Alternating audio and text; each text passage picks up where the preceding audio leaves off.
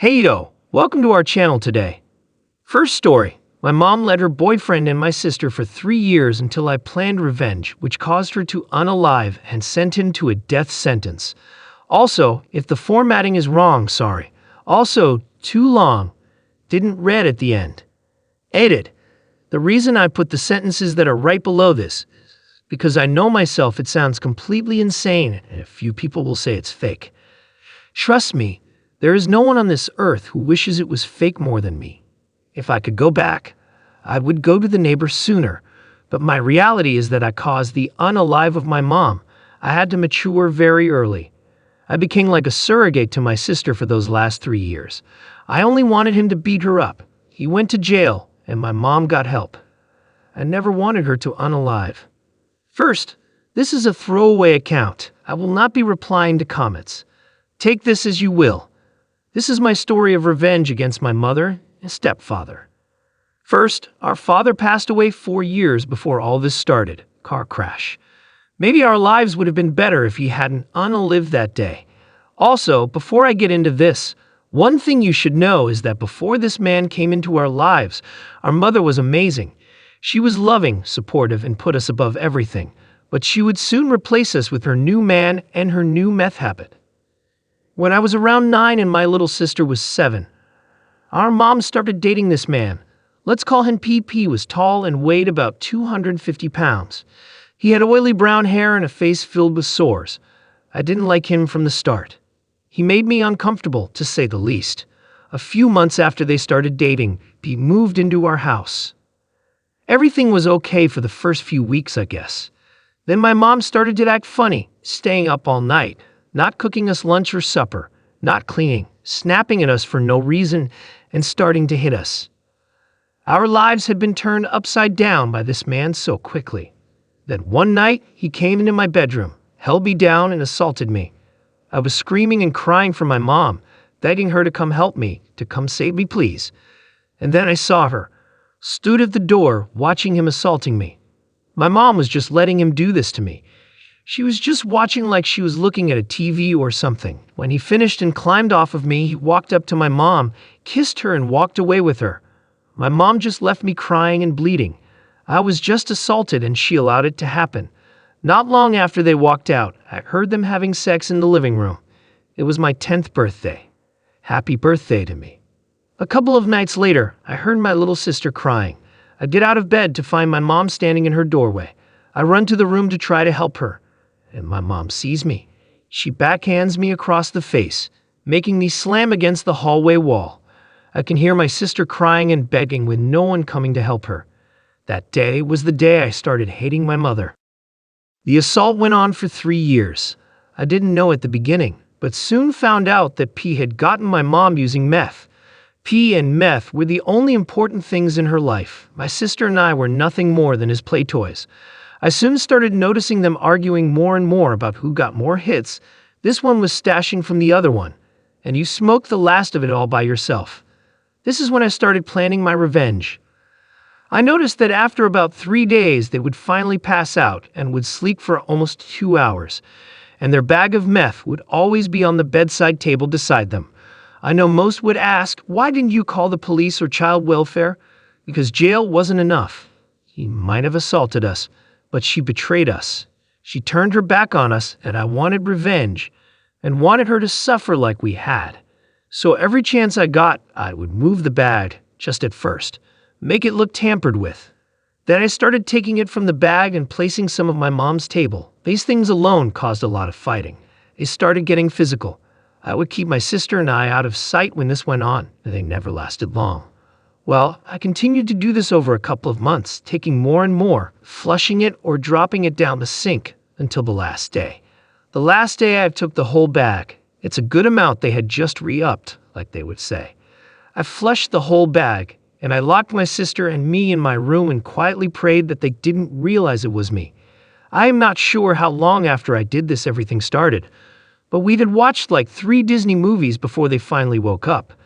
And then I heard him start yelling about his missing bag. The yelling got louder and more intense, and then I heard the breaking of objects. It was starting to get bad now. I hear my mom go from angry to scared. I hear him hitting her and she begs him to stop. She swore she didn't touch it. He continues to hit and she continues to beg, begging him to stop hurting her and begging someone to come help her, begging like we begged her for so many nights. My sister started asking to leave. She was scared and crying. I opened my window, put my sister outside, and followed. We ran to the neighbors and told them that P was beating our mom. The neighbor called the police and brought us inside, and we watched as the police pulled up to our house.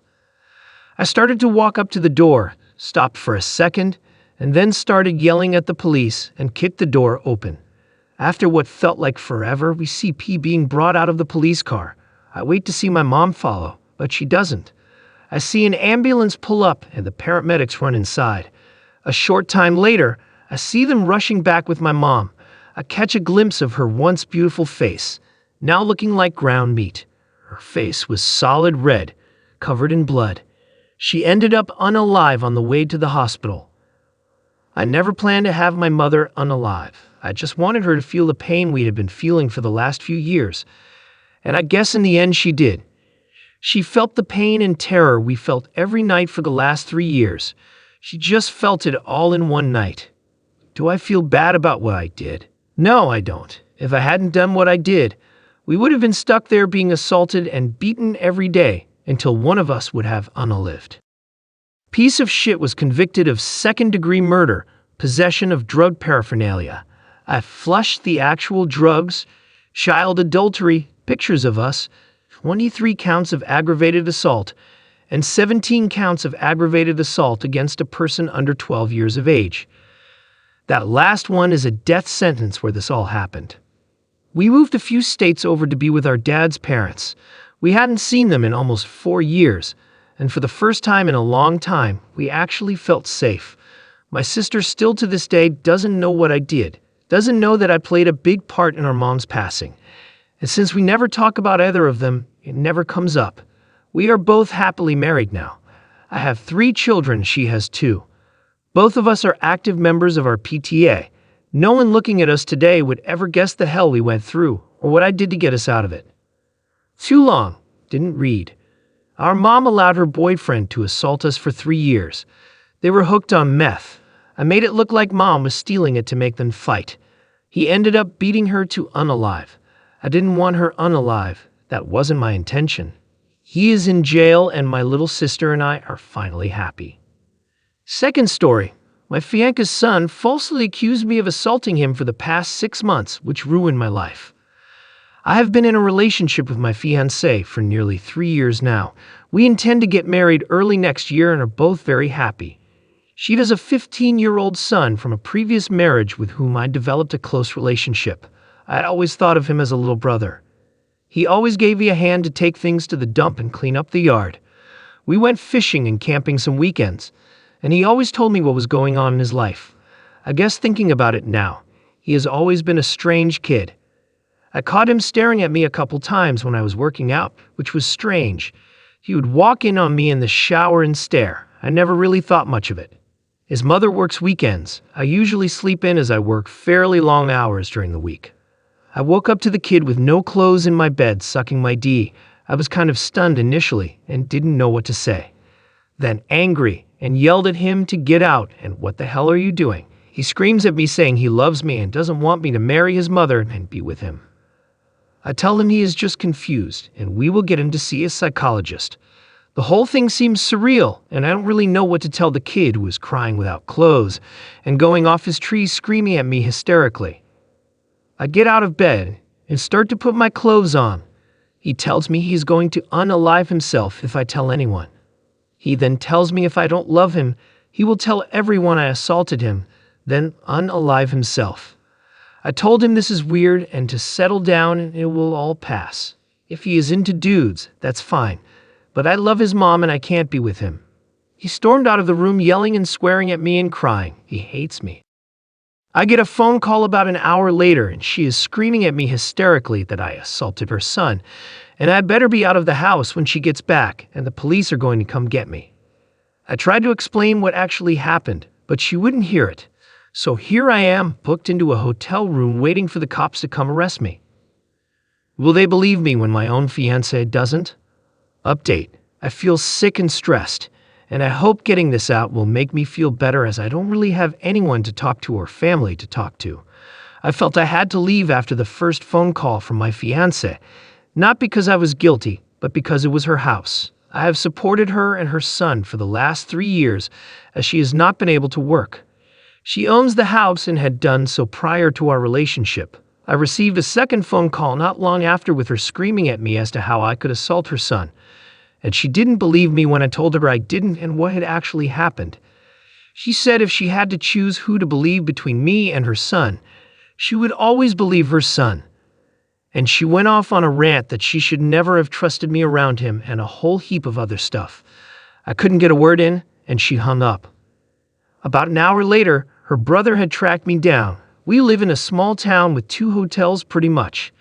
He kicked the door in and was going to kick through me in his own words. He tried to punch me and move with him, punching a brick wall hard, then screaming in agony. I heard a snap, so I guess he broke his hand. I left with him crying in agony. I didn't bother calling an ambulance or even staying. I never liked him and don't really care what happens to him. I decided to leave town as I expect the rest of her family to have a go at me now. I have tried to contact a lawyer, but I have not had a call back yet. At that time, I can't speak to the police, as she has family on the force. I am receiving phone calls and unalive threats from members of her family, with her sister being the only one who hears me out and seems to believe me. A couple of hours later, she calls me and tells me Scott has made a statement to the police that I assaulted him and that I have been doing it almost daily over the past 6 months. She tells me the police found issues with his story, and when it was mentioned that he would have to do an exam, he broke down crying, saying he had made it all up. Apparently, there had been previous issues his mom didn't know about with him at some park that was known as a gay beat. The police said, but he wouldn't admit to it. I really don't think I can marry this woman now. I feel hurt and betrayed. I know it is her son, but I thought she knew me well enough to know I would never assault someone, let alone her kid. I never thought he would do this to me either. I knew he had a lot of growing up to do, but I never expected this. I think it's time for me to make a new life and go somewhere else. Thank you so much for tuning in and being a part of our journey. Your support means the world to us. If you enjoyed our story, don't forget to give it a thumbs up, share it with your friends, and subscribe to our channel for more exciting content. We appreciate each and every one of you for being with us on this adventure. Stay tuned for more amazing stories and updates. Your support keeps us going, and we're grateful to have such an awesome community. Thank you, and see you in the next video.